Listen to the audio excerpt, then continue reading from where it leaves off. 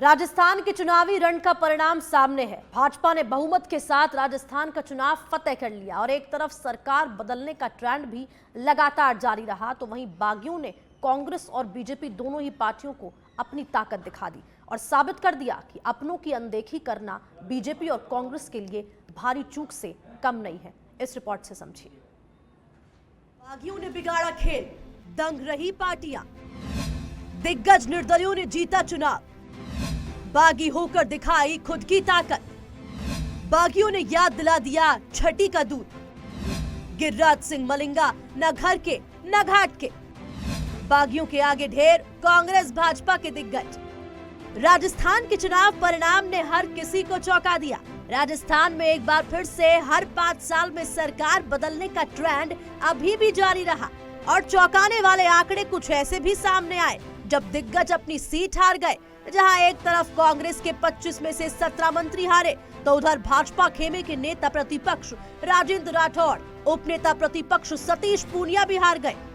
लेकिन चौंकाने वाली बात यह भी रही कि इस चुनाव को निर्दलियों ने दिलचस्प बना दिया और पार्टी से बागी हुए निर्दलियों ने जीत दर्ज की।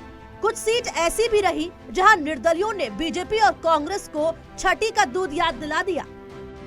वही बात अगर डीडवाना विधानसभा सीट की करें तो बागियों से दंग पार्टियां। बीजेपी से बागी हुए यूनुस खान ने जीत की हासिल।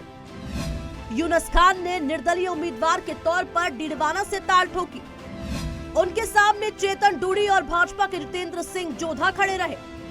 यूनुस खान सचिन पायलट के सामने टॉक से चुनाव लड़े थे।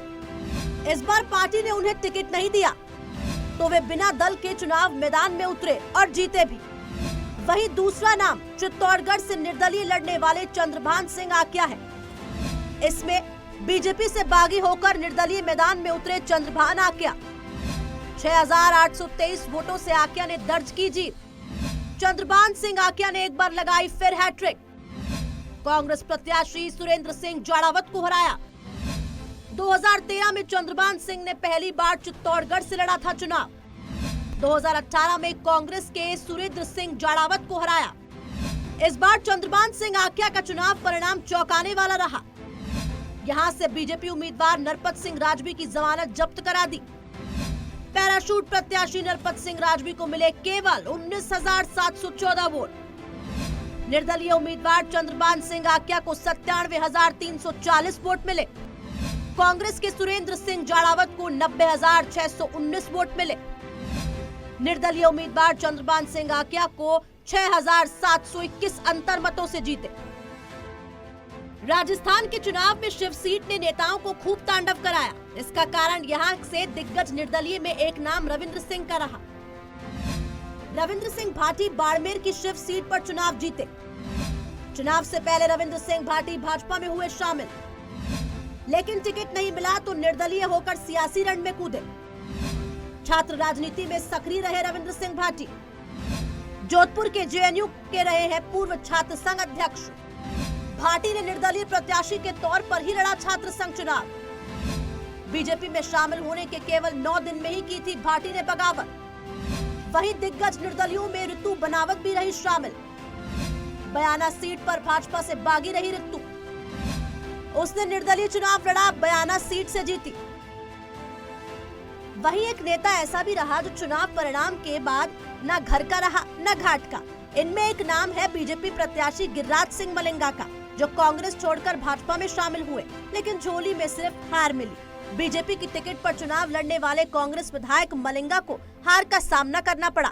बीएसपी के जसवंत सिंह गुर्जर ने मलिंगा को 27,424 वोट के अंतर से पराजित किया।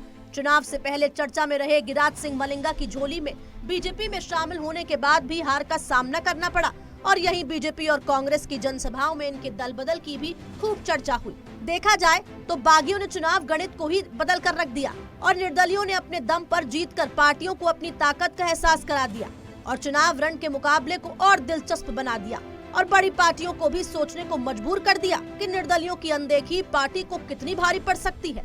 बहरहाल ये अलग बात है कि जीते हुए ये बागी और पार्टी से दागी नेता अब किसे अपना समर्थन देते हैं या फिर पार्टी के सामने ही विपक्ष में खड़े रहकर विधानसभा में अपनी आवाज बुलंद करते हैं।